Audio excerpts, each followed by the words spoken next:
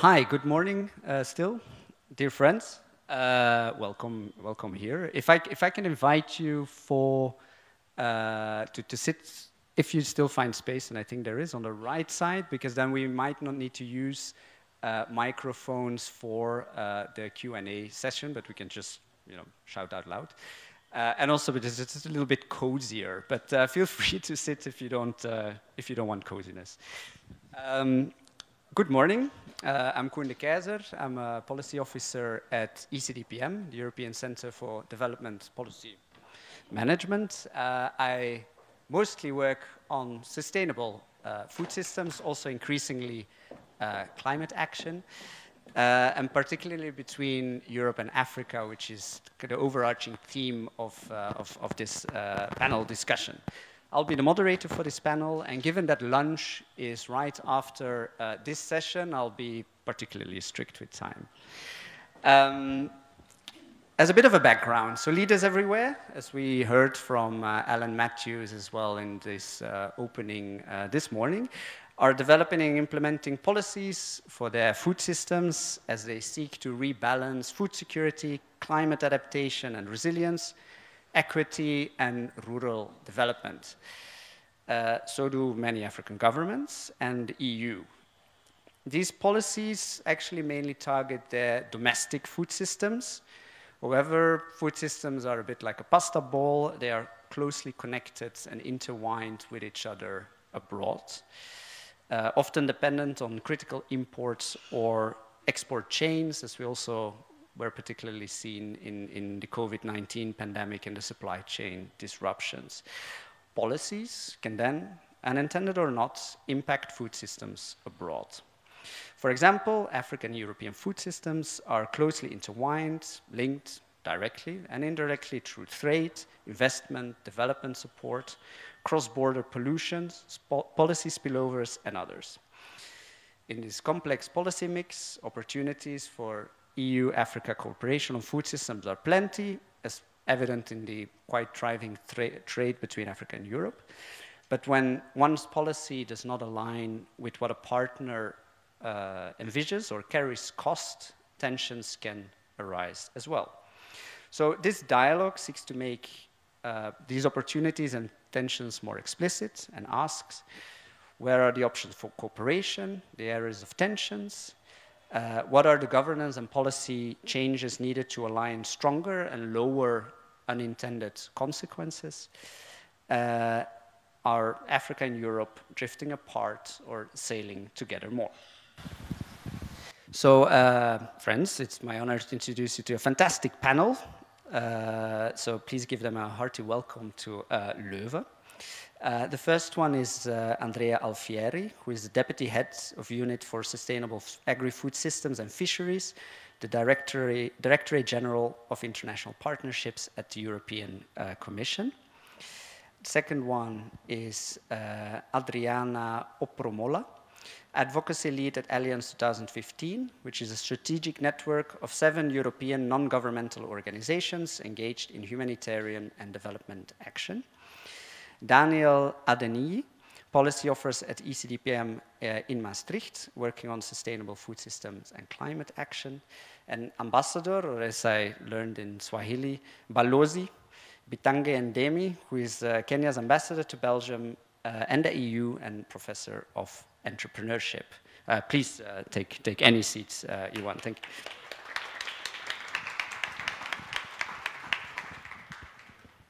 My proposed agenda for today is that I developed some guiding questions that each of the panelists could pick and choose from to create a bit of an opening statement or initial remarks of about 5 minutes. We would then follow this up with, for about 25 minutes, a discussion among the panel itself, and then the last 30 minutes we'll open it up for Q&A from you. So if you already want to think about questions, go ahead.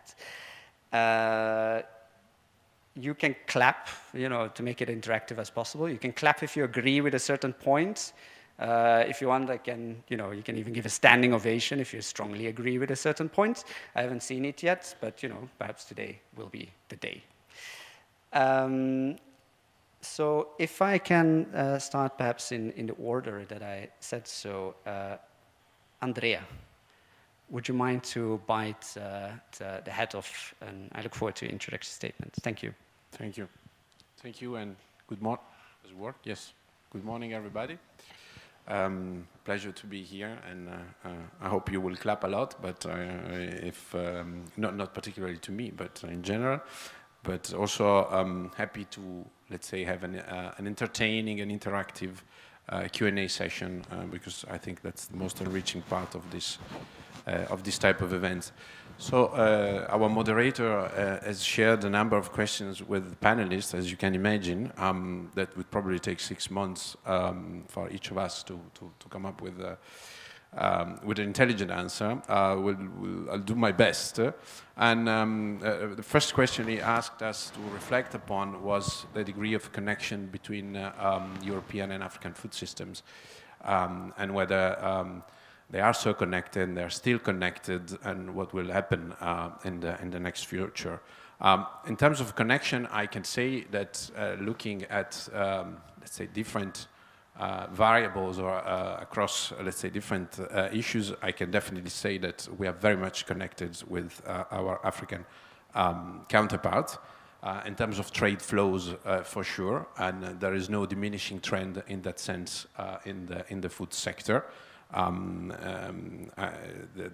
import and export flows between Europe and Africa are sizable, in the order of 25 billions of exports from Africa to Europe, and 19 billions of euros of imports into African countries. As we know, the type of products that we are exchanging is different, and there is indeed a lot of potential in terms of value addition from the African side. Something that, for me, that I'm working in personally in the context of the EU international cooperation is one of target number one that we have in our daily actions.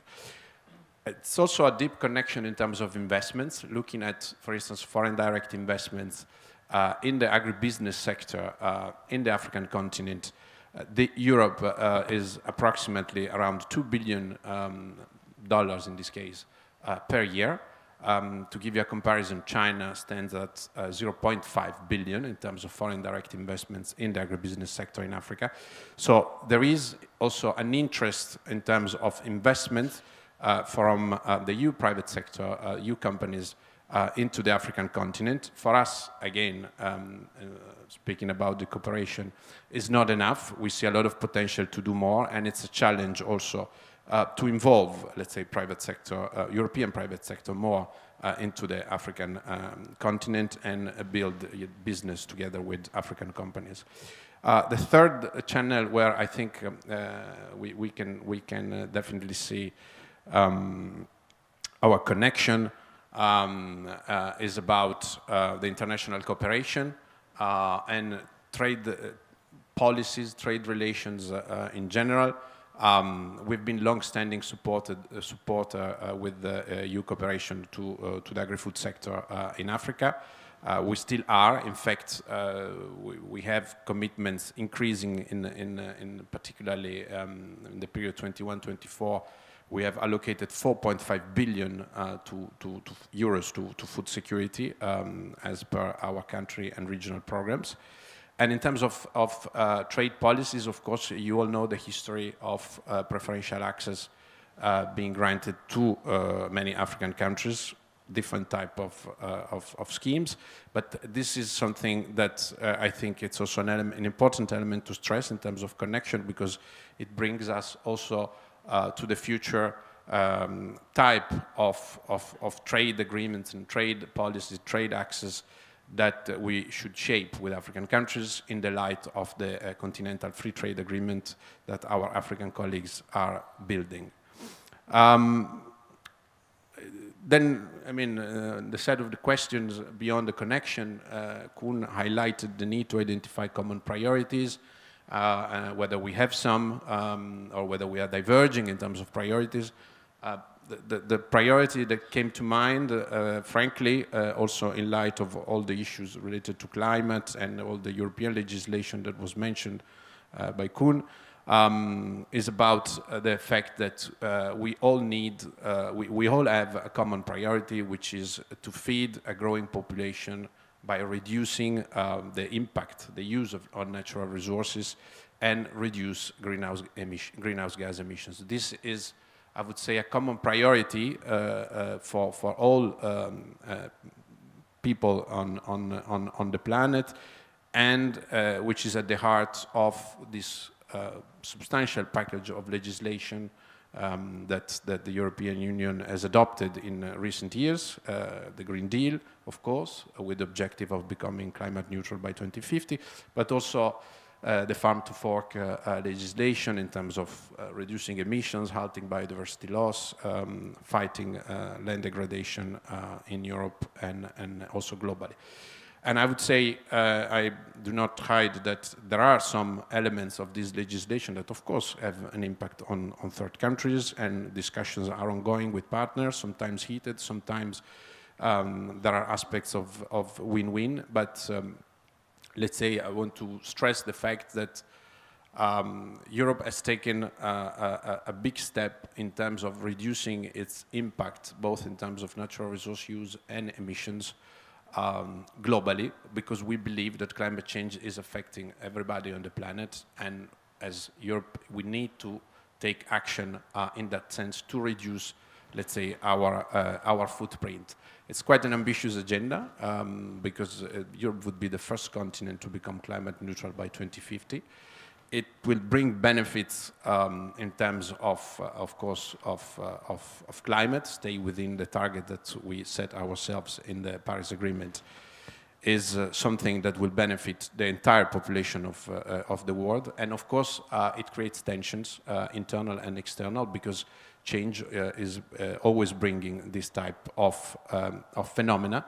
And this is important for me to stress also the fact that Europe has taken this ambitious package of actions forward in light also of the agreements that we took globally in the context of the Paris Agreement with our partners, and also in terms of the Convention on Biodiversity.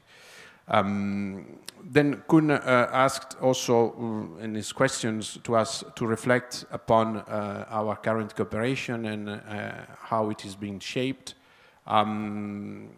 Briefly, from a point of view, let's say, of the EU international cooperation, we are very much supporting African efforts in the context of the CADEP, in the context of the post-Malabo, the actions that are taking shape in the context of the post-Malabo declaration. This, for us, remains, let's say, the framework of collaboration with our African counterparts. Because it's an African strategy, it brings a strong degree of ownership. It's based on evidence, and it really resonates with what we would like also to bring in terms of contribution in the agri-food sector in Africa. So, for instance, last year we had this big event, the Conference of Agricultural Ministers, between EU and African Union countries that took place in Rome, and where we were following that, we were tasked to work on a number of issues with our African counterparts.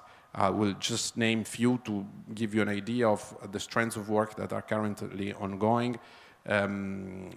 One important point is the issue of increasing yields, agricultural productivity sustainably, of course, because we know that this is an issue in the continent. On that point, we had a lot of discussions on how to increase productivity in a sustainable way.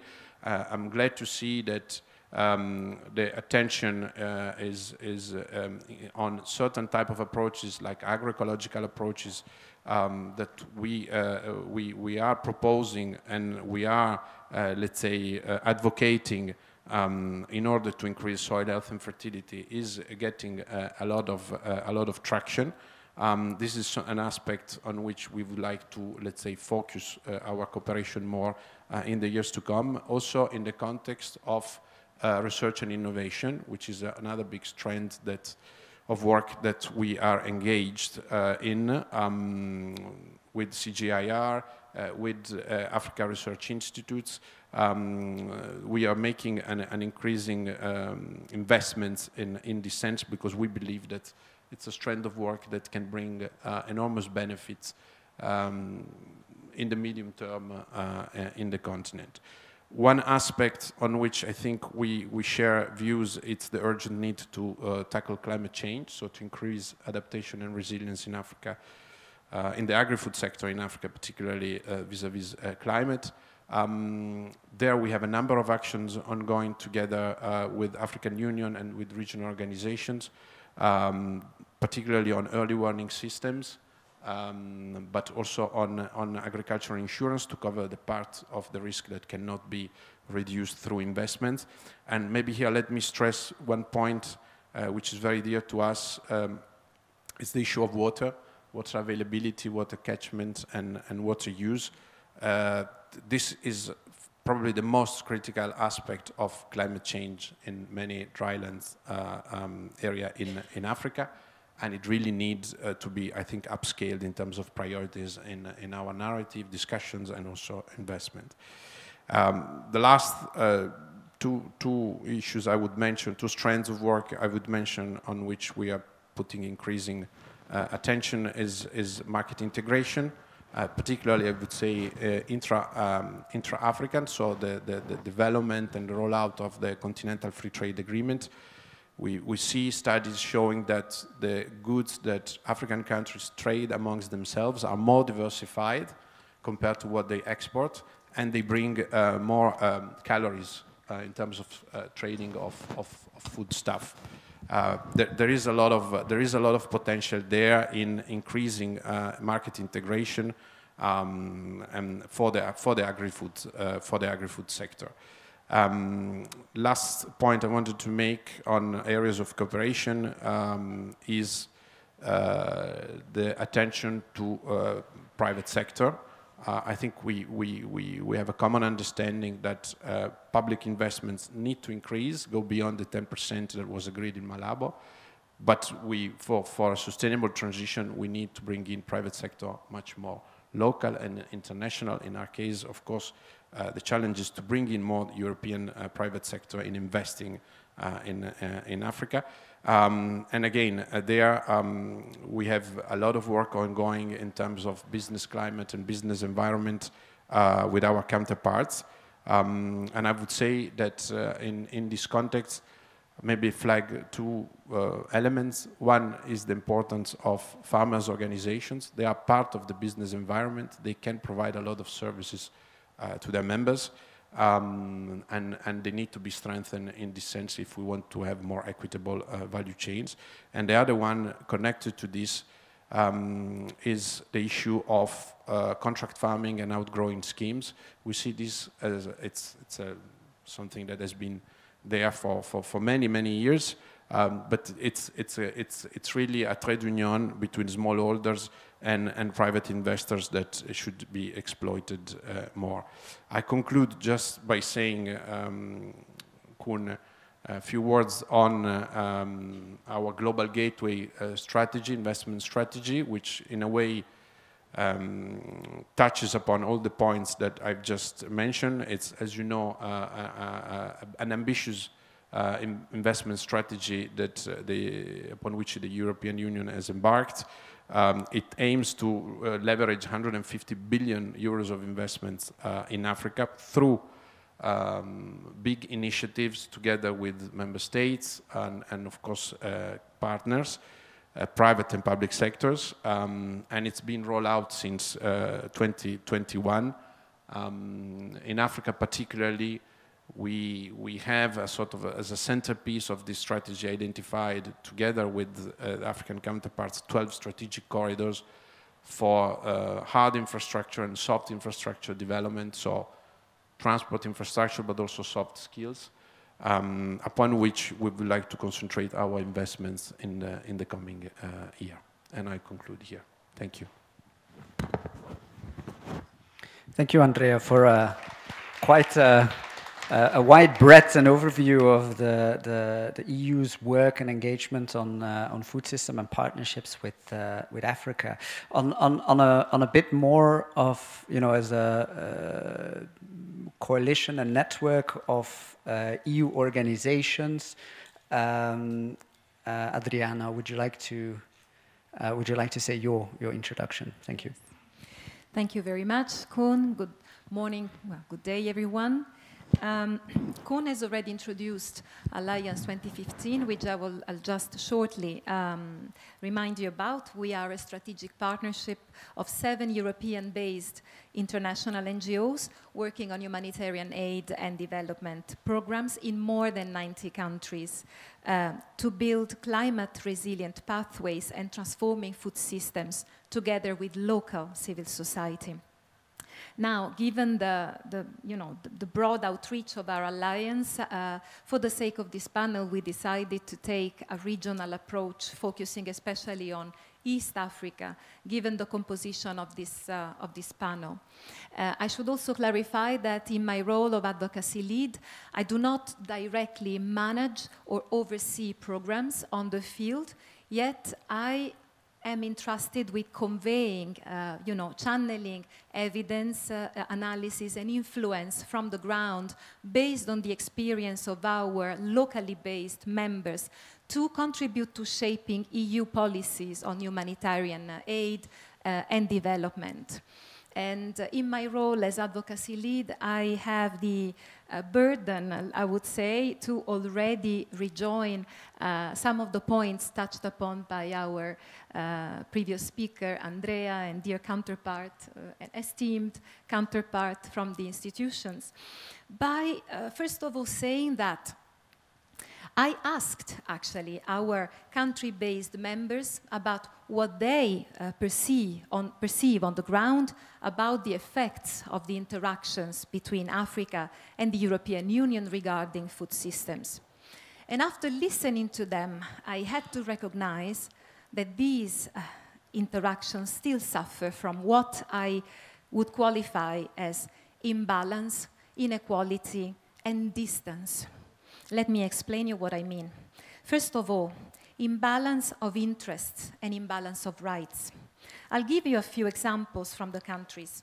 Kenya is a big exporter of food and agriculture commodities, for example, beautiful flowers, and it's devoting to this trade its best land, soils, water, and other production resources. Yet, it's not being able to feed adequately its own people. The second example is the pervasive use of pesticides imported from the EU, second only to China, and the increase in agrochemicals for key agricultural products versus, on the contrary, more desirable agroecological approaches and practices. Third example, the load of debt. Countries, we're talking about countries heavily loaded with debt, which severely reduces state budgets availabilities for social protection schemes, including food support for vulnerable groups of the population. In addition, the increasing costs of living and new taxation make family income available for food spending shrink, bringing more people to the lower income levels. And last but not least example, for example, climate finance.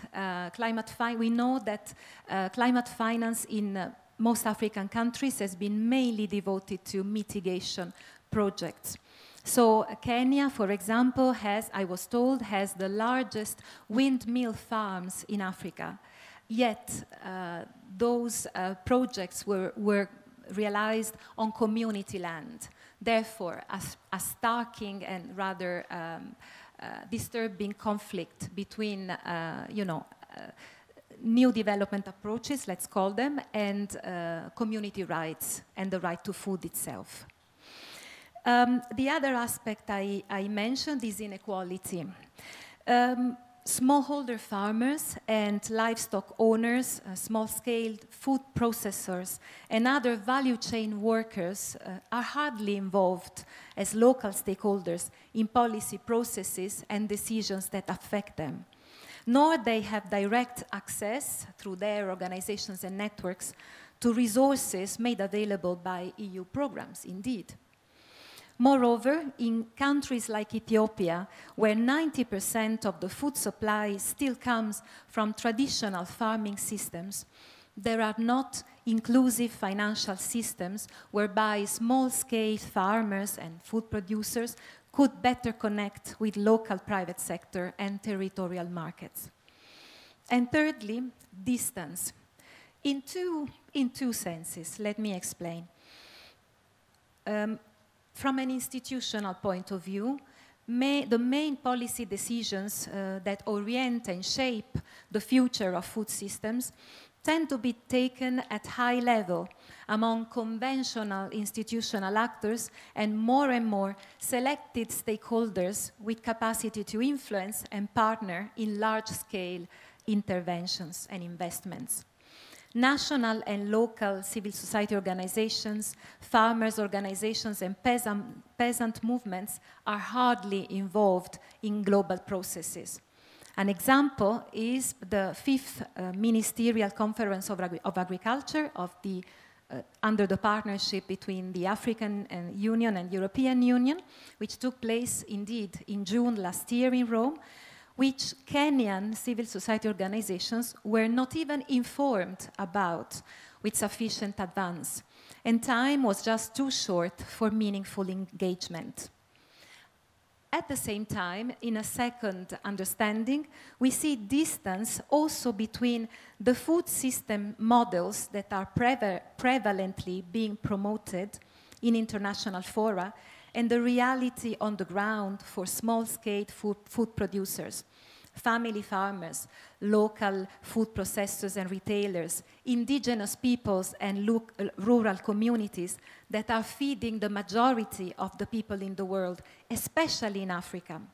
The outcomes of the 5th EU-AU Ministerial Conference and other examples like the Dakar to Feed Africa initiative indicate a clear trend in favor of increasing investment in agriculture.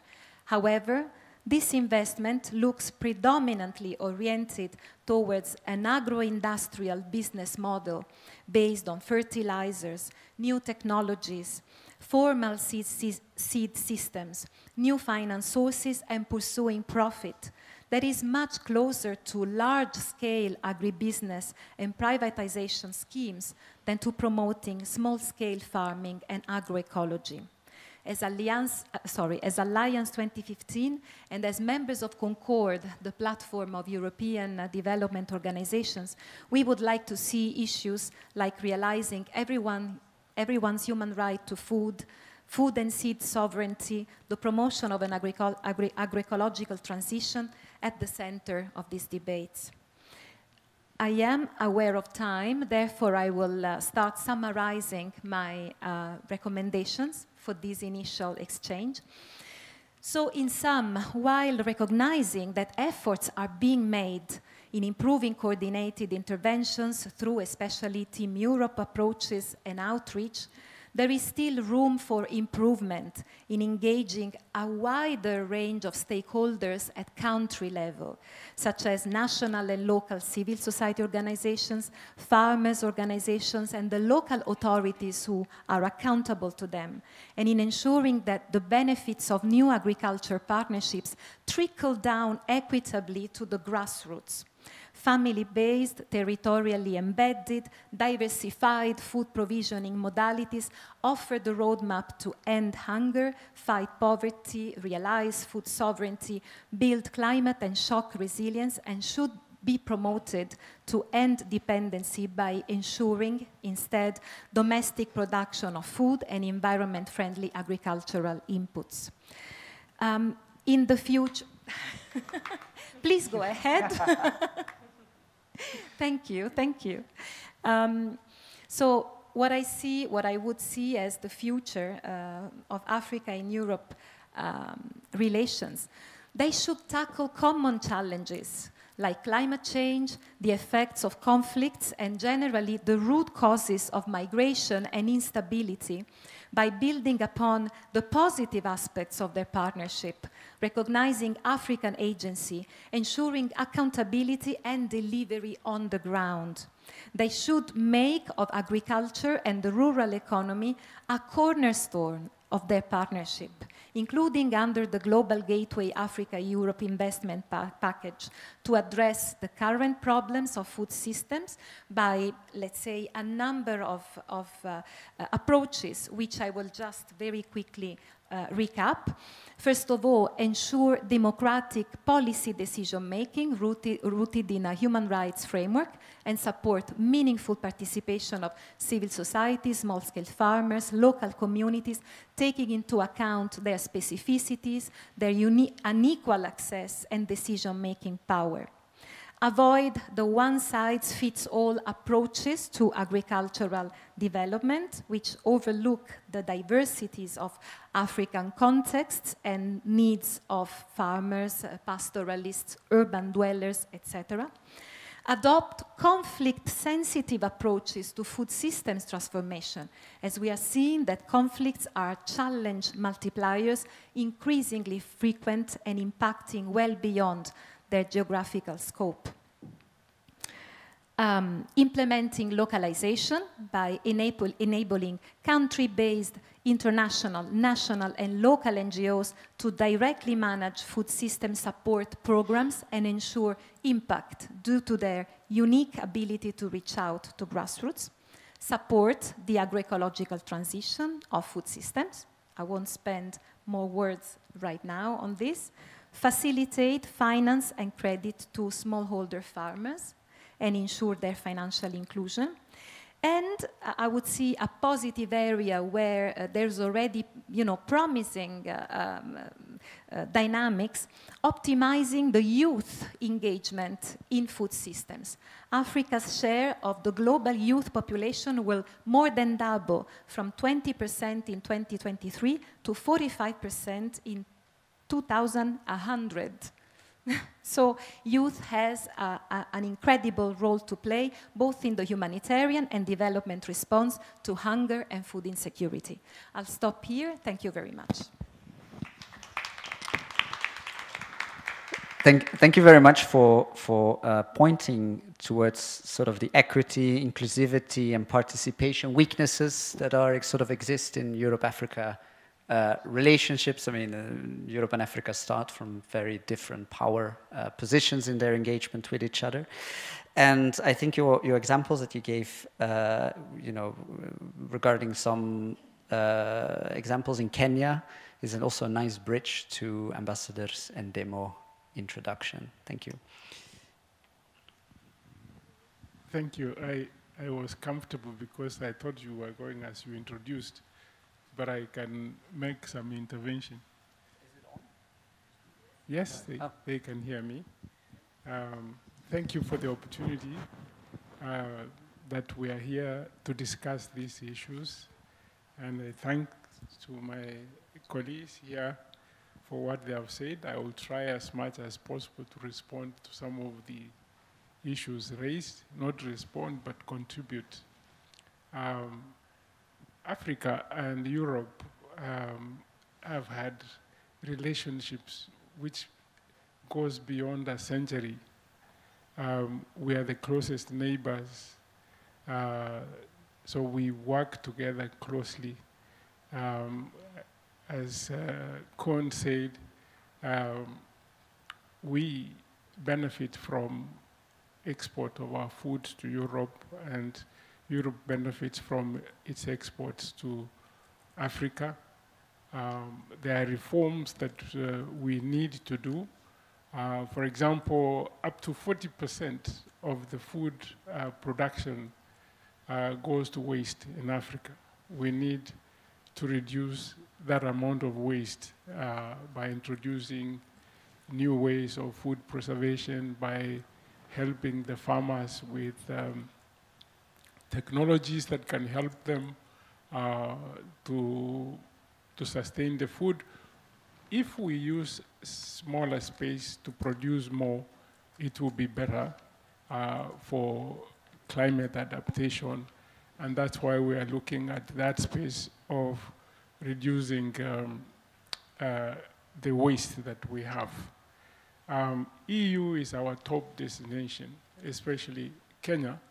The trade, although it favors Europe, but this is #1 export for Kenyan. Actually, 2022 is when EU went ahead of our neighbors, where we export most of our food production to. Kenya, as I said, has had a very long relationship with Europe, and we intend to continue that way, simply because we view Europe as our closest neighbors, that we have worked together, we understand each other, and we need to work that way. But in time, sometimes Europe tends to act unilaterally on issues that impact on both of us. For example, if you look at the new regulations that have come into place, farm to fork, for example, nobody knows better Africa than Europeans that because of our climatical conditions, pests are prevalent in that place. So the regulation like farm to fork actually undermines anything that we do towards Europe. What we need to do as we work towards climate adaptation, we need to consult one another. We are ready for consultations and see the methods of mitigation. It would help. If you look at the European Union deforestation regulation, and my sister here has said very clearly that we look at the small farmers, it completely undermines a small farmer. Simply because when you are telling the small farmer that we want to enforce traceability to the location and they must produce the geolocation, first of all, you've got to take them to class to understand what you mean by geolocation, because most of the farmers still are in rural places. It makes it very hard for us to do that. And we have had engagements with the European Union stating the same, that we could talk about a region, because that way we can have them share the cost of doing such a thing. But in the absence of that, you're simply making you're denying market. It's market access. You're denying poor farmers who have worked on their coffee for more than 100 years with Europe, and then this new regulation comes, boom, and stops them from coming. Kenya just signed the EPA, but what we look at, the economic partnership agreement actually is in contradiction to some of the requirements of the regulations that we are debating now, which means that it's the same institution, EU, that directly contradicts itself. It confuses us. Sometimes we don't know what to report at home. But the good thing is they give us a chance to go and discuss. Friday we have a meeting. We've had a meeting last week on discussions around that space. The methods of farming in Africa is completely different from the methods in Europe. We have very small farmers. Only now that technology is enabling us to change the dynamics of farming. You are beginning to see companies come up which are streamlining the supply chain. By streamlining the supply chain, it means we would begin to deal with the problems we've had with respect to waste. We have a company like Twiga Foods in Kenya, which has done very well with the farmers, and hopefully we are going to see, actually we are going to see more companies getting into that space by streamlining the supply chain. You begin to enable the country to take advantage on the space we have looked at for many years, structural changes to African economies. I think for now we must begin to transition to a space where we urbanize, because in some places we are going to have problems going forward if we continue to subdivide the land into small uneconomic pieces. And Africa must begin towards structural changes where we can begin to industrialize and enable the younger people to get jobs. The average age of a farmer in Kenya is 63, and the life expectancy is not very far, it's almost 69, meaning soon we will not have food. We need to get younger people to get into that space, and by actually doing what they would like to do in terms of the streamlining of the supply chain, so that they know that if I go to harvest, I have a market. Right now, there is uncertainty, and those are the problems that lead to non-involvement of young people in the agricultural sector. We are happy that we signed the EPA, because it's actually better than what has been in place, which would have actually been knocked out because of WTO regulations. I want to sort of respond to a few of the issues that Rihanna raised. Could you do that very shortly, because we have a discussion round after this? But it took 10 minutes. Everybody did their homework very serious. Yes, I'll just say a few, or I say a more comprehensive. We had a new constitution not too long ago, which addresses many of the issues that you have raised, meaning human rights. We probably have, the new is one of the best constitutions which addresses those rights. And I know as we were building the wind turbines in Turkana, and again there was oil there, we have in the constitution that the percentage that would go to the local people. It's just that it has not been enforced because of the problems we had, the discovery of oil and then fossil fuels just dying, and we are having the oil there.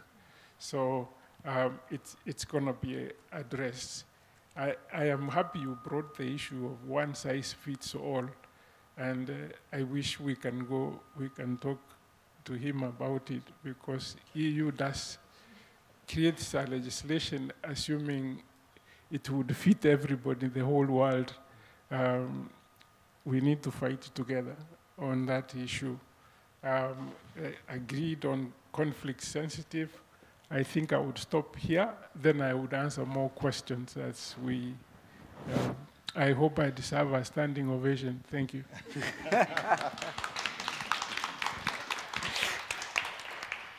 I think it's underway. Thank you very much. I noticed your call for recognizing the diversity in African farming systems.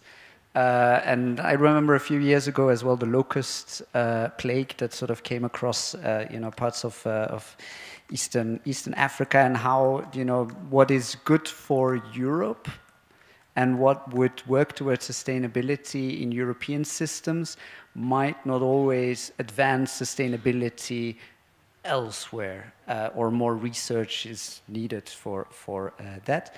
And your call for consultation in EU policy that has an impact in EU. And to a certain degree, I kind of see the parallels between the recent farmers' protest that happened in Europe and what we're discussing now as well is how can European farmers and their business models adapt to the upcoming EU policies, and how Kenyan farmers that are trading with Europe, how they can also adhere or comply with those upcoming changes.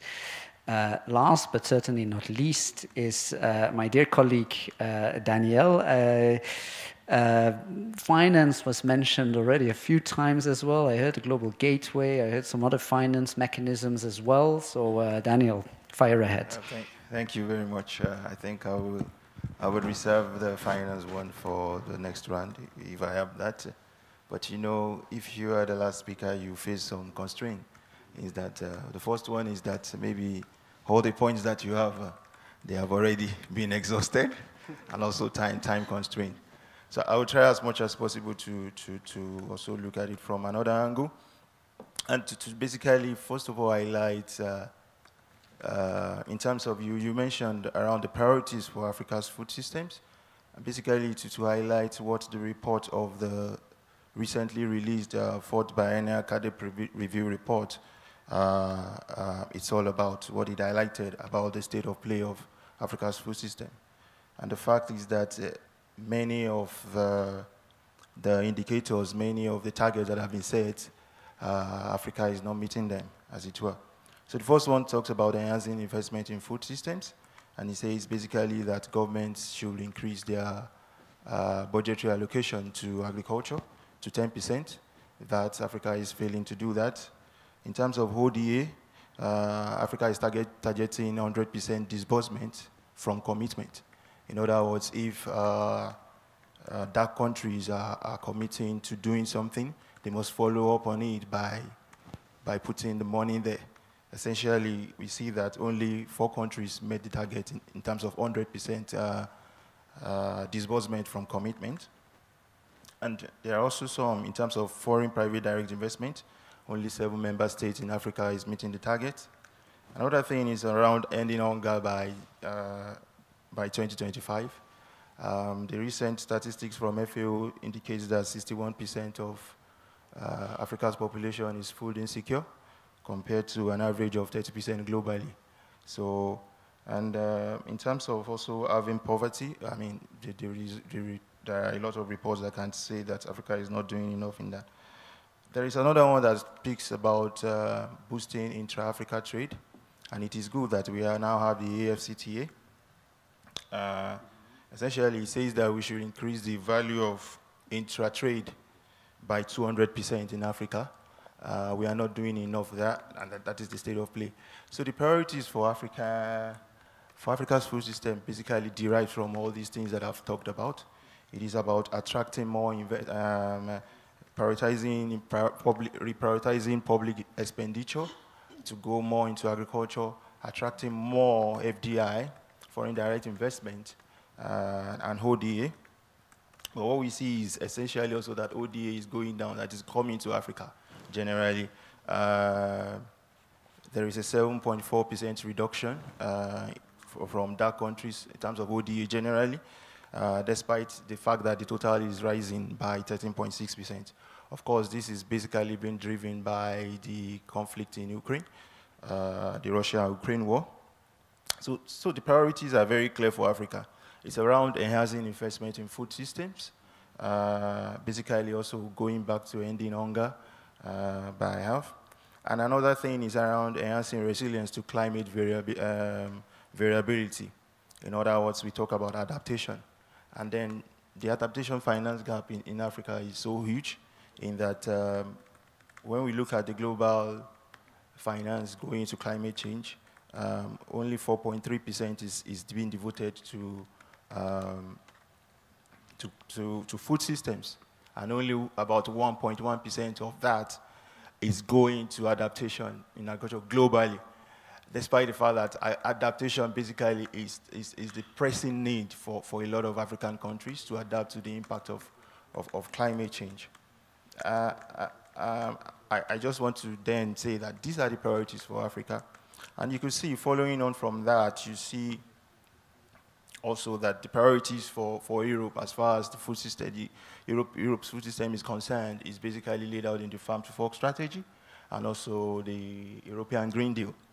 However, when we talk about these and what Europe seeks to do, I think our ambassador has shed a light on some of the external implications of this Farm to Fork strategy and the Green Deal, and I think you, my colleague, you have written a lot on that. So if you want to ask questions, follow up on this, don't come to me, you can come to him. So we know that basically one of the implications is that, or that could happen in Europe, is that there could be a reduction in agricultural production in Europe generally, and basically this would basically make Europe to be more reliant on food imports.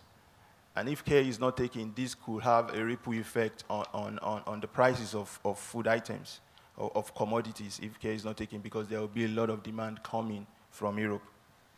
One thing we also need to guard against as in Europe, as Europeans. I'm an African working in an European think tank, is the danger of exporting the carbon footprint to other African countries or other countries, as it were. Basically, when you say you want to basically import food commodities from that you will consume here, there is a tendency for you that you are basically exporting carbon footprint. So we need to guard against this. And just like the ambassador said, in terms of the stringent standards that have been set for farmers, in terms of traceability, we need to look into this, and Europe needs to do a little bit more in terms of providing technical assistance and capacity building for African farmers in order to understand how this works. One major area of tension has been around financing adaptation generally, and this is where Africa and the world is saying, Africa is saying the world is not doing enough. And you could see that reflecting from also even the COP27 processes and the COP28 processes, and what they tag the food systems approach. I believe Europe is more favoring the food system approach. So in COP27, what basically played out was the fact that the African group of negotiators, they do not want to stick with the food system approach. They rather want to emphasize the need for food security in Africa and for development of agriculture. Why? Because they don't want to be imposed mitigation objectives. There is that tendency that when you say, and it is really clear, Africa has not been responsible for most of the carbon emissions that the world needs to cut down on. Has not been responsible for that. So that has been an argument that is ongoing among, and it is also reflecting. We also talked about the joint ministerial, agricultural ministerial. But I like to say that in terms of the operational mechanisms to follow up on a lot of the agreements that have been agreed upon, we can do better than that. Otherwise, yes, we can continue to say dialogues are important, but we need to follow up with implementation, with plans for implementation to take them forward. These are very important things that I think it's very critical that we need to look at. I think because of time, I would like to stop here, and then in the next round we can take it on.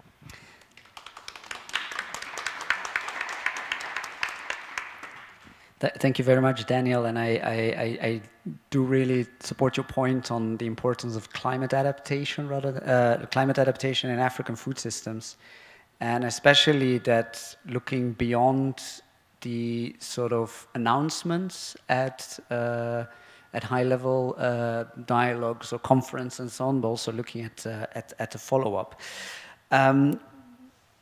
We are actually a little bit. You guys talked a little bit too long. The Democrat in me really wants to safeguard the Q&A session with the audience. But given that Andrea was sort of first to start and there was already a bit of a discussion, I do want to give you an opportunity to shortly respond to some of the things being said about the EU should or the EU could. Perhaps specifically on these two points. One is sort of, I mean, the political process around the farm to fork in itself is an interesting debate, but at least there is an international dimension in the farm to fork that kind of would seemingly integrate some of the concerns that Ambassador Ndemo makes about the adaptation of EU rules by Kenyan farmers. So how is those green alliances, as it's mentioned in the farm to fork, how is that going? And the second one, I'll think about it a little bit more, but please, Andrea. Thanks. So I guess I have two extra questions, so I will be spared by the Q&A session. No, I'm not. No, right. I have two extra to answer. Look, I think one point that the ambassador made in terms particularly of the deforestation regulation, which we know is an argument of discussion amongst us on a regular basis these days, I would say. It's probably one element of the farm to fork that I would flag out as, let's say, a specificity, let's say, in there. In general, I would say the aim of the farm to fork is to, let's say, push for a transition in the agri-food systems towards sustainability of the agri-food systems, both in terms of resource use, but also in terms of emissions, as I said. It's a policy that, of course, implies a change in the way we do things. And in the way we do things, I mean, particularly internally in the EU, you mentioned the protest of the farmers. It's a challenge to bring in change into a sector like agriculture and food, which is very important for human life, but also in terms of values and cultural values and cultural weight that it carries. There is an important element there, I think, to stress. One is the sense of direction of this legislation, which I think, also looking at the polls of the Eurobarometers, is shared by the majority of citizens. Citizens want to fight climate change because they see it as an existential threat. They want to see action. They want to see changes in the way we do things, industrial or agricultural sector being.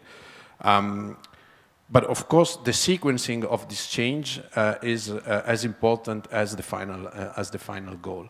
And there, I think we see certain reactions from certain sectors internally, but also we see reactions from partners externally to this sequencing of change. And of course, I'm fully aware of, let's say, the challenge that the deforestation regulations in terms of traceability puts on particularly a certain category in developing countries like smallholder farmers. The regulation applies to companies, not to countries, not to individual farmers. Of course, it's all the private companies that are involved in the value chains of the commodities covered by the regulation that have the responsibility of due diligence.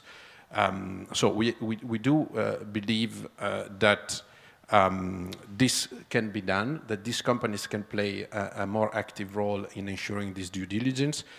We were recently at a presentation of, I would not mention the name, but a large exporter from Ethiopia, coffee exporter from Ethiopia, where they were showing new tools that they developed in terms of geolocation of farm plots, using geospatial information systems combined with artificial intelligence, something that they have developed for their own suppliers, including smallholders. And they were quite confident, for instance, that this technology would perfectly cover, their entire chain with no, let's say, problem in terms of complying with the regulation. There is a sequencing element in terms of timing, and I understand that this is a concern from the partners. There are technological, I would say, tools available from the private sector that could facilitate this aspect of implementation of the regulation. And of course, there is the role that we fully take on us in terms of international cooperation to make sure that this link between smallholders and traders and then importers, exporters, let's say, is softened, let's say, is at least the impact is softened. We have launched several initiatives over the last year on this, including Team Europe initiatives on deforestation-free value chains. So definitely we have, let's say, investments coming from our side. But of course, I think that the real point here is on sequencing, because in terms of goals, we all share the same goal, as I said at the beginning, which is the one set in the Paris Agreement on the Convention on Biodiversity, Feed the Planet, the 2030 Agenda, and to reach these goals, change is implicit in a way. Well, I'll stop here, Koen. Thanks. Thank you.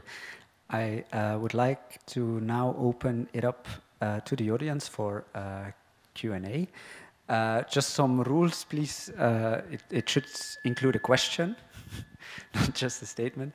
And I'll just take a batch of three directed to one of our esteemed panelists. And I'm not sure if distribution of microphones is necessary. But if so, it's possible. Gentleman in the yellow, I think, was first, and then...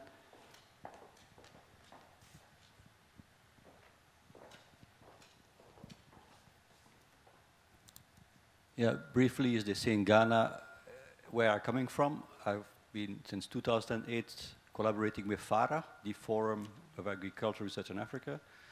And recently, I was involved in a German ministry call for supporting CADEP and the African Union.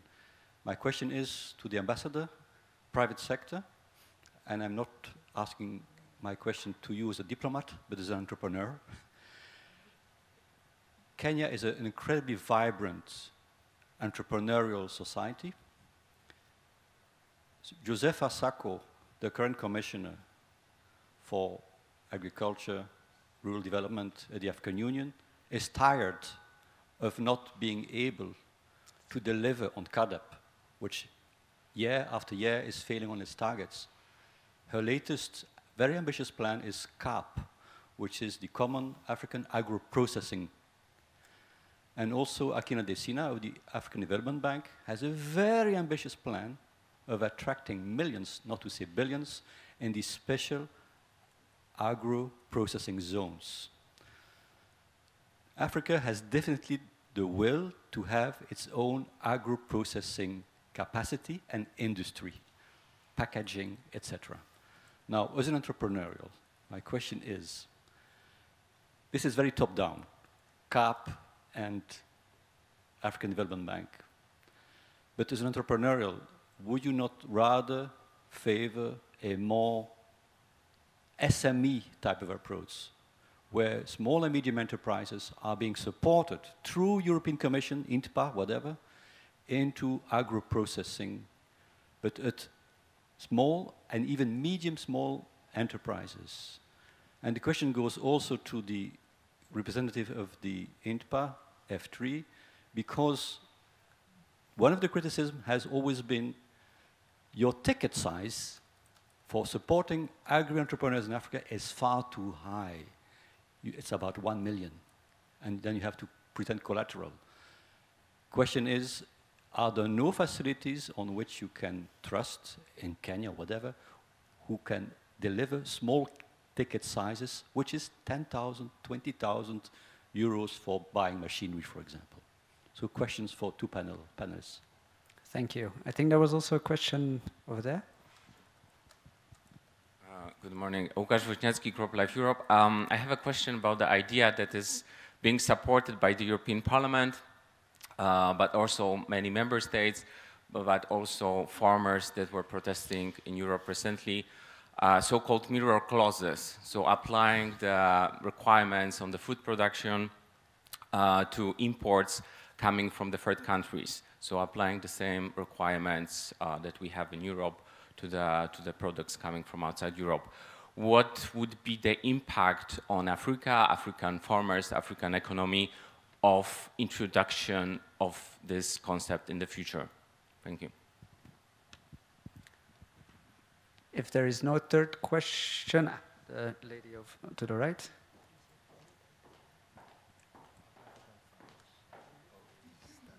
Thank you. I'm Lisa Marie Hemerijks. I'm a researcher at KU Leuven Division of Geography. So I heard the mention of the importance of research and geospatial tools, specifically Mr. Alfieri, I think, mentioned it. So where would you or any of the other panel members say that the current research focus in terms of geospatial tools, but any other research focus should be on from the academic agenda on to help African food systems transformations and EU-Africa food systems relations? That would be my general question. Thank you. Andrea, seeing that you are targeted in 3 of the questions, let me perhaps direct the first one exclusively to Ambassador Ndema on entrepreneurship, and then 2 and 3 to you. Thank you. If I heard you correctly, the SMEs versus large, yes, yes. There are some. As a diplomat, we are told how to lie about your country, but I must say that there is what I call organic growth towards structural changes, which happened the same way in the Western world, where small enterprises grew to become large enterprises. That is what anyone would prefer. The debate between well-funded organizations to start large establishment to transform Africa emanates from the geopolitics. I know, for example, in the dairy sector, most of the machinery we used to buy for processing used to come from Germany. But today, the cost of that machine in Germany is 5 times the cost of the machine from China. And so if an SME goes to buy and seeks funding, there is debate about you are supporting Chinese, we are providing the funding and other things. And that's why we are looking to build mega structures before we grow organically to be able to produce at that scale. Meaning that many of the larger companies that have failed is because there was no organic growing as you are scaling. So the answer lies around the geopolitics. And we can't tell the Germans to compete with Chinese, you have to reduce. That is happening now with motor. You have seen the Chinese producing a vehicle for 4,000 euros. which looks like a BMW, and that's a problem in Europe. So the answer lies around the geopolitics. But what I must say here is that we're beginning, because of technology, I usually call it technology-led structural changes. You're beginning to see small enterprises, some getting the machinery and then able to build the same machinery locally to begin to improve. That is what I've seen in Kenya. And that's why I've been talking about this space where everybody keeps on saying, why hasn't Africa industrialized? It is beginning to happen because of this, the same concerns you have. We debate them at home, whether it's right to have a mega plant or you use micro, small enterprises. The work we are doing here, which I call economic diplomacy, we have actually been seeing small farmers to see how they can work, small producers, on how they can work with small producers in Kenya to be able to do that. So we are doing it, although there are contradictions from large financing or organizations like African Development Bank. You answer, or I answer the... Andrea, can I just, before I jump to you, Daniel, could you talk about the ticket size element in sort of EU financing, because you've worked on that a bit in Kenya. Yeah, thanks very much. I think in our reflection on why working in Kenya, we engage with investment managers in all these funds, and we asked them around, and these facilities, around this issue of ticket sizes, and what they told us was that, well, it's basically because of the transaction cost. So essentially, if we provide ticket, if the ticket size is too small versus a higher one, in terms of doing the due diligence to essentially say that, okay, this financing or this investment is visible and viable, it's almost the same thing. So that issue of transaction cost then comes into play. However, despite this, I believe that there are ways around this, and this is what I think the EU should be looking at in terms of the kind of mechanisms that can support the smallholder the smallholder farmers better, whether through aggregation mechanisms where you pool the smallholders together, either in cooperatives and things like that, so that they can be able to come together to access, and maybe even if the ticket size is a bit bigger, they can access it better. Another thing is better through some more SMEs when they, in terms of then reaching the smallholder farmers, organizing them and reaching out. I think aggregation mechanisms can play a part.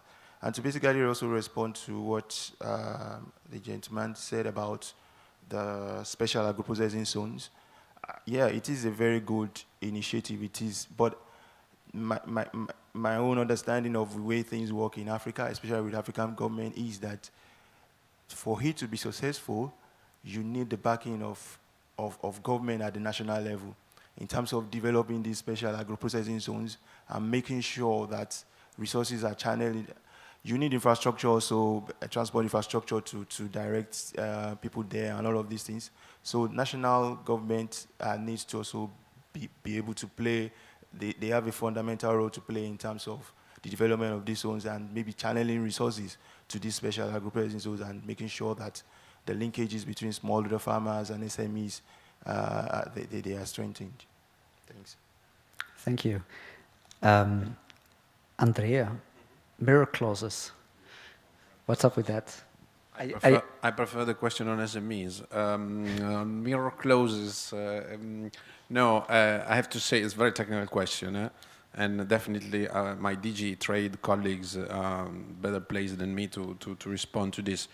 I had the feeling with that with the latest development related to the pesticides regulation, this issue of mirror clauses and maximum residual limits has been a bit toned down in terms of potential impact. I have to say this was probably the most contentious piece of the farm to fork, as you could see also in terms of dialogue with the farmers' organizations in Europe. Indeed, these mirror clauses, we are all aware of their importance. I think with the current situation, there will not be particular changes in terms of at least pesticide content as per the regulation that was withdrawn by the Commission. In general, I have to say we have been long-standing funders of SPS support initiatives in Africa, notably with COLED, now the organization is called COLEAD, formerly COLEACP. It is an area of work which is also crucial for us, particularly for countries exporting like Kenya, horticulture or fruits and vegetables. And on which we remain fully engaged in order to mitigate the impact of this type of measures on trade flows. But again, I think with the latest development, probably compared to previous analysis that we've seen, this may be less of an issue, at least in terms of the content related to pesticides. Then there was another question on research. And geospatial technology? Geospatial technology on research, right? Yes. No, indeed. As I said, we have quite an ambitious agenda on research and innovation, particularly with the African continent. I mentioned CGIAR, but also we have another program called DESIRA, which is equally important. It's 140 million to CGIAR, 100 million to DESIRA. Where we actually engage with a lot of research institutes in Africa. Geospatial information systems for us are important, I would say, in two strands. One is the traceability that the ambassador was mentioning before, because we believe that with the digital, let's say, technologies available today, we can make this traceability much easier, starting from geospatial information systems. The EU has put a number of satellites in orbit, the Copernicus constellation, which are geared exactly to measure variables related to climate, environment, land planning, and the information is free to use. It's a global public good that basically the EU made available to the entire world, and in fact, what we would like to see is a much bigger use of the data and the information that this constellation of satellites provide on a daily basis by private sector in order, for instance, to meet this type of needs. The other strand of geospatial information system where we are making more and more investments, as I said before, is about early warning systems. So we have large programs of cooperation with regional climate centers in Africa, but also in the Pacific and Latin America and Caribbean, but particularly in Africa, with regional climate centers and national weather institutes in order to strengthen the whole early warning chain, in order to trigger these early warnings sooner in a much more precise way, and then, give the possibility to local authorities to basically move the message down until reaching community level. So we have an issue of the level of quality of prediction in terms of natural disaster events, but also we have an issue of how all the chain of transmission of these messages, warnings, etc., takes place, particularly in Africa, to reach communities in rural areas.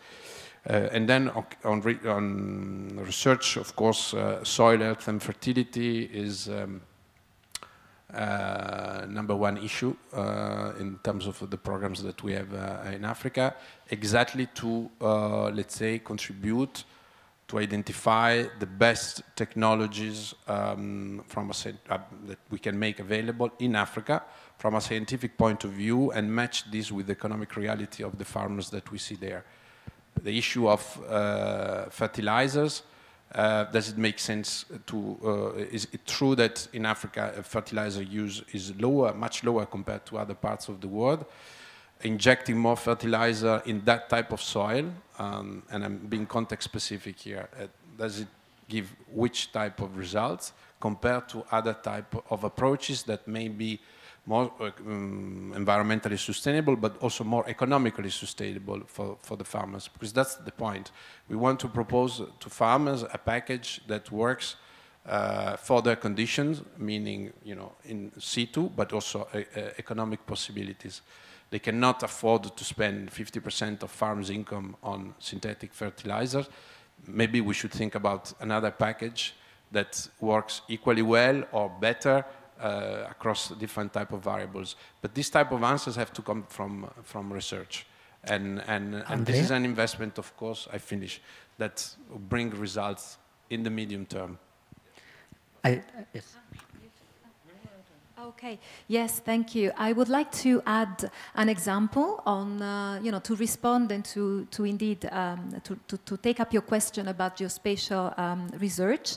I would like to share with you an example coming from the experience of one of our member organizations, Ayuda en Acción in Ethiopia, in the southeast of Ethiopia, which has allowed for the creation of a specific insurance for livestock to protect the livelihoods of pastoralists, also, in times of shocks. So it's called index-based livestock insurance, which is an index-based insurance and works through a satellite-based system monitoring climate-related risks. This model was invented by the International Livestock Research Institute and has been indeed promoted by Ayuda en Acción in partnership with a local partner NGO and with a private insurance company. So this agreement, this partnership, very localized and very specific, has enabled the creation of insurance models for villages, whereby pastoralist cooperatives have been trained to become brokers, can I say, including many young people have engaged in order to sell these insurance models and collect premiums, creating awareness, etc. And the guarantee involved by this insurance is that the payout is made before the early onset of drought periods. Therefore, it is an asset protection that covers, preemptive expenses to provide animal feed, medication, and others. Therefore, it's more of an asset protection than covering post-drought losses, and many pastoralists have been enabled to save their livestock in this way. It is calculated that about more than 2,000 pastoralists have been adhering to these insurance schemes since 2018. So I would really say this is an example of a good practice that should deserve being scaled up. Thank you. Sorry, Ambassador, just really short, because I think we're getting close to lunch, or you're looking at an increasingly hungry I actually audience. don't eat lunch. No, I'm just kidding. Sorry. I just want to answer that. There is technology, AI, blockchain, but the cost is going to be passed on to and make those farmers uncompetitive. And that's why the technologies are there. In fact, we've been working on it just in case EU doesn't listen to us. We want to do it. But yes, there's this good question.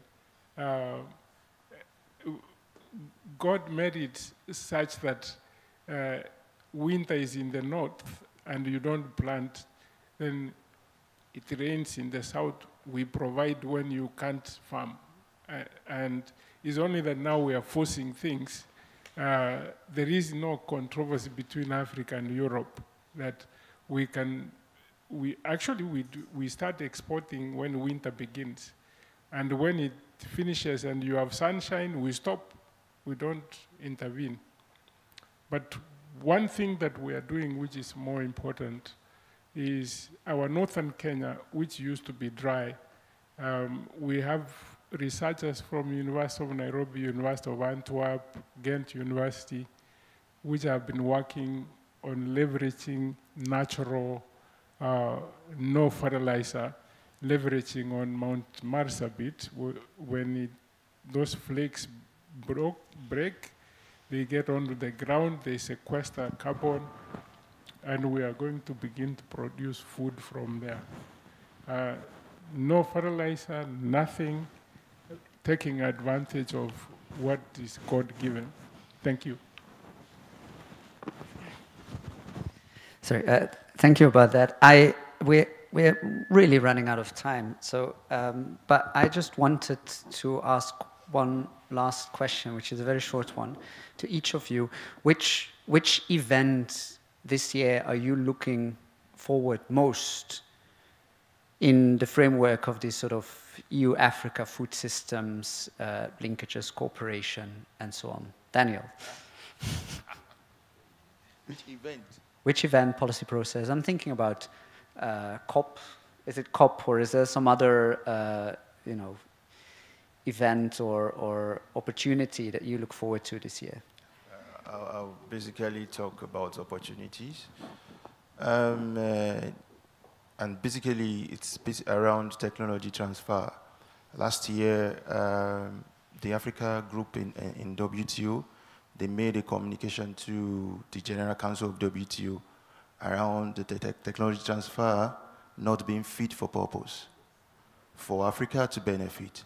So I want to continue to follow that process at the WTO, and so they made some recommendations to the WTO, and to say this is how you follow up on this. So I want to continue to follow that process to see what basically comes out of it, because the feedback from the European side and the UK is that what essentially do you even mean by technology transfer? Because as it is now, it is a bit ambiguous.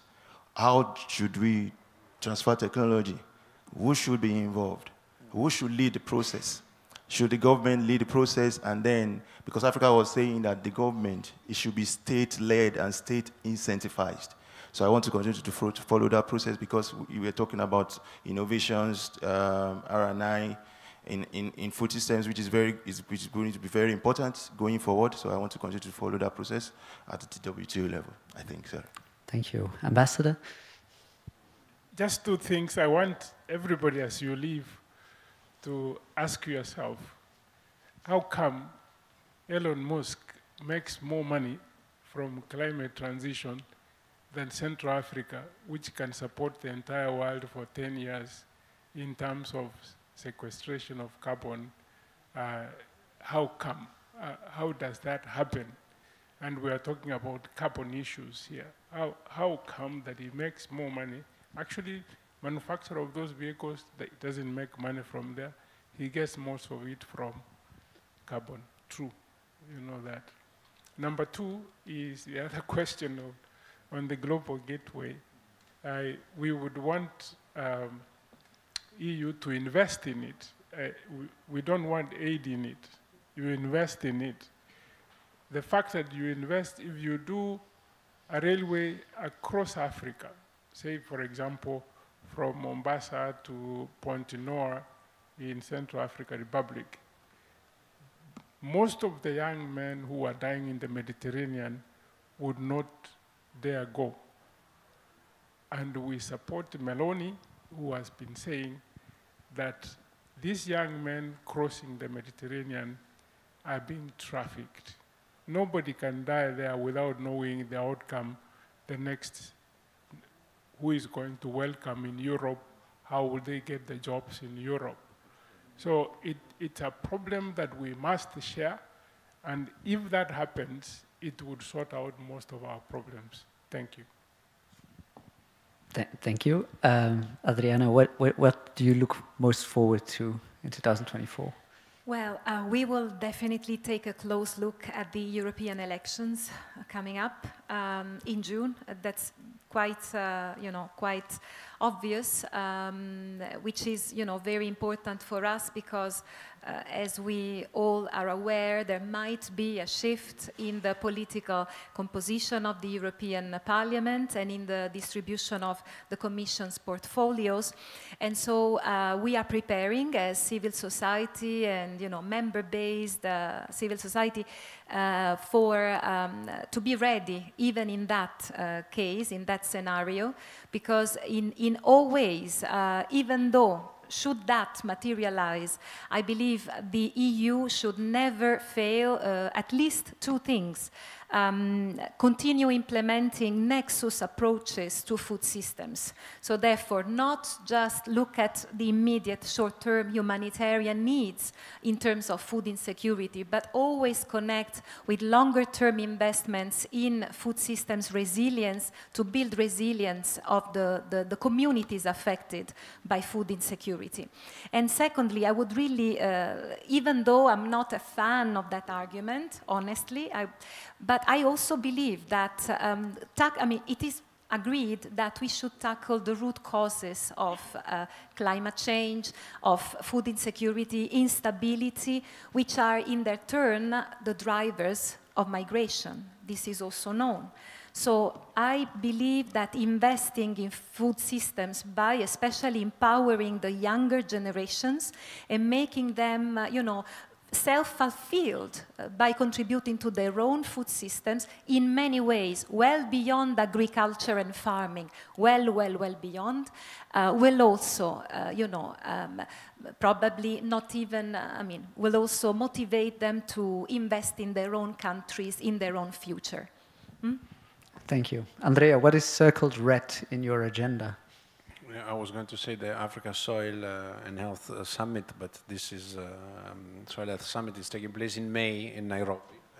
It's very relevant for what we said, but I would say this is very technical in a way compared to what the other panelists just mentioned.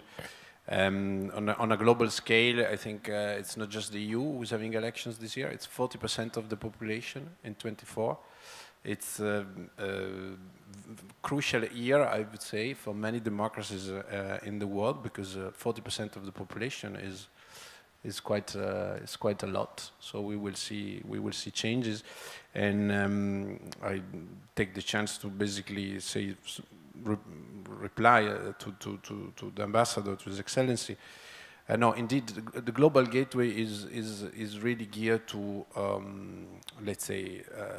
Provide economic opportunities, jobs to people where it's needed. The idea is really to try to leverage as much as possible private sector investments and financial markets, investors in general, to go where it's most needed, to offer opportunities to people where they live and not, having people forced to migrate or go elsewhere with all the risks that we know very well. And it's a strategy that we put on the table as an offer.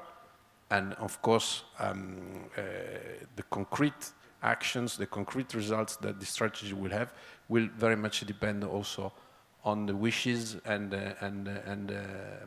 ideas and engagement of our counterparts. Thanks.